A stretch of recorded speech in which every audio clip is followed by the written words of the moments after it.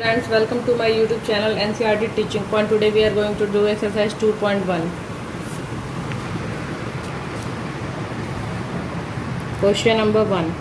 Which of the following expression are polynomials in one variable and which are not a state region for your answer? सबसे पहले तो हमें ये पता होना चाहिए कि polynomial in one variable होता है क्या. वन वेरिएबल का मतलब है एक अक्षर.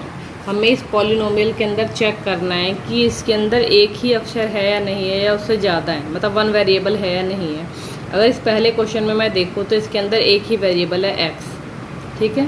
और हमेशा हमें नोट करना है कि जो इसकी पावर है वो होल नंबर में होनी चाहिए, कभी भी होल नंबर से कम नहीं होनी चाहिए. जैसे 0 1 2 3 ये होनी चाहिए, इससे नीचे माइनस में नहीं हो सकती, तभी ये हमारा पॉलिनोमियल इन वन वेरिएबल कहलाएगा. तो इसका जो पहला पार्ट मैं देख रही हूँ उसके अंदर दे रखा है 4x² माइनस 3x प्लस 7. तो ये क्या है? पॉलिनोमियल इन वन वेरिएबल है, इसलिए इसका आंसर क्या हो गया? मैं यस नो में आंसर दे रही हूँ. Second, y² plus √2. इसके अंदर भी भाई एक ही वेरिएबल है जिसकी पावर कैसी है 2 है, भाई होल नंबर है तो ये भी ठीक है. इसका आंसर भी क्या हो जाएगा आपका?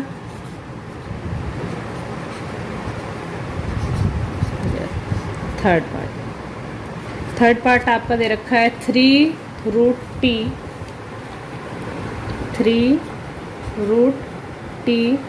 Plus t√2. हमारा टारगेट सिर्फ वेरिएबल से होता है मीनिंग. तो इसके अंदर जैसे t है तो इसकी पावर इसके ऊपर क्या लगा हुआ है? रूट लगा हुआ है. किसी के भी ऊपर अगर रूट लगा होता है इसका मतलब उसकी पावर क्या होती है? हाफ होती है. और हाफ होल नंबर नहीं है क्योंकि ये 0 से छोटा है. और यहाँ पर तो t की पावर क्या है? 1 है. तो ये तो ठीक है, पर इसमें प्रॉब्लम है, इस वजह से इसका आंसर क्या हो जाएगा? ये वन वेरिएबल तो है पर एक ये पॉलिनोमियल ही नहीं है. फोर्थ पार्ट है आपका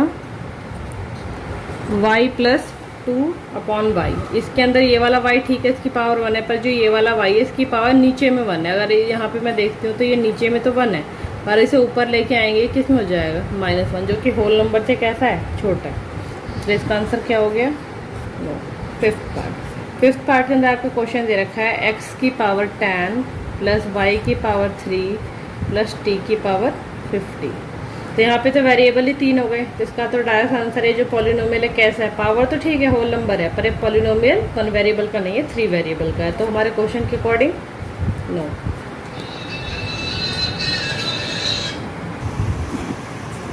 question number 2. Write the coefficient of x² in each of the following. Coefficient का मतलब होता है जो भी हमें वेरिएबल दिया है x², इसके साइड में नंबर कौन सा लिखा हुआ है वही इसका कॉफिशिएंट होता है. इसका पहला पार्ट ले लेती हूँ.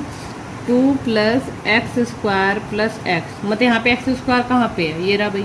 इसके साइड में नंबर कौन सा है? तो कुछ नहीं है, तो इसका मतलब यहाँ पे क्या है? 1 है. तो x² का कॉफिशिएंट क्या हो गया? 1. सेकंड पार्ट में दे रखा है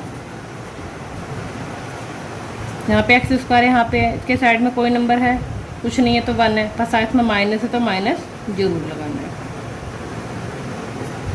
थर्ड पार्ट है π/2 x² प्लस x² के साइड में कौन सा नंबर है भाई? π/2, तो इसका कॉफिशिएंट क्या हो गया? π/2. फोर्थ पार्ट √2x माइनस का 1. तो इसके अंदर तो x² ही नहीं है, जब x² नहीं है तो यहाँ पे कॉफिशिएंट क्या हो गया? 0. Question number 3. Give one example each of a binomial of a degree 35 end of a monomial of a degree 100. तो हमें सबसे पहले इसके अंदर बाइनोमियल और मोनोमियल क्या होते हैं ये पता होना चाहिए, तभी हम क्वेश्चन को सॉल्व कर पाएंगे.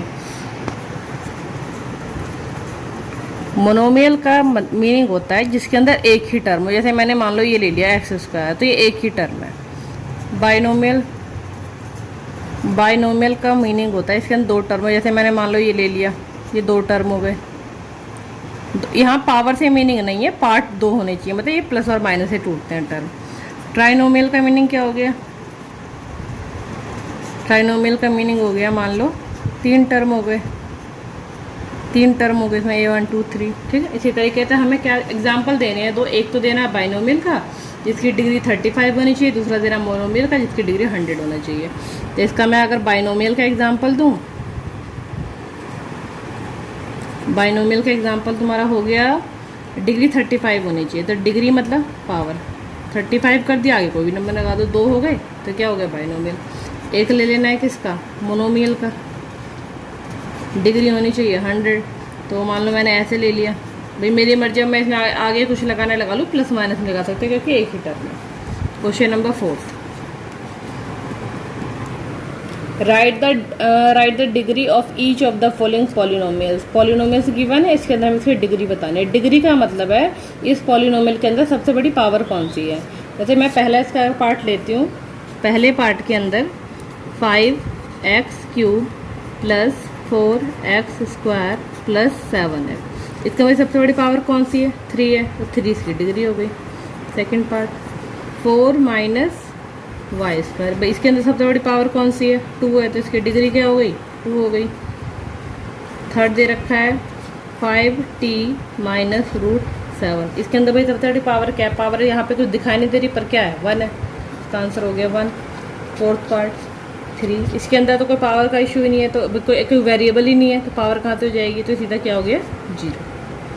Question number 5, classify the following as linear, quadratic and cubic. देखो अगर लीनियर हुआ तो इसकी पावर 1 होनी चाहिए, क्वाड्रेटिक हुआ तो पावर 2 होनी चाहिए, क्यूबिक हुआ तो पावर 3 होनी चाहिए। हम पूरे में चेक करेंगे और उसके अकॉर्डिंग उसके लिख दिए जाएंगे। इसका पहला पार्ट अगर मैं लेती हूँ तो पहले पार्ट के अंदर क्या है, x² प्लस x, भाई पावर सबसे बड़ी कौन सी है, 2 है, इसका मतलब इसकी सबसे बड़ी पावर 2 है, तो कैसी इक्वेशन हो गई, क्वाड्रेटिक।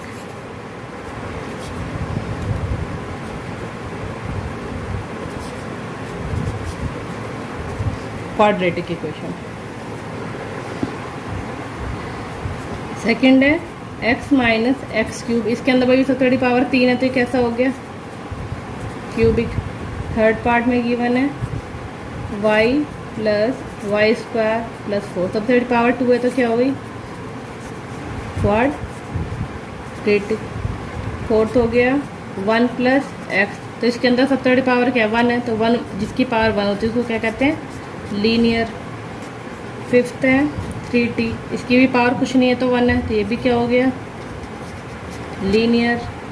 6 है r², टर्म से हमें मतलब नहीं है, वो हमें सिर्फ पावर से मतलब है, 2 की पावर है तो क्या हो गया, क्वाड्रेटिक।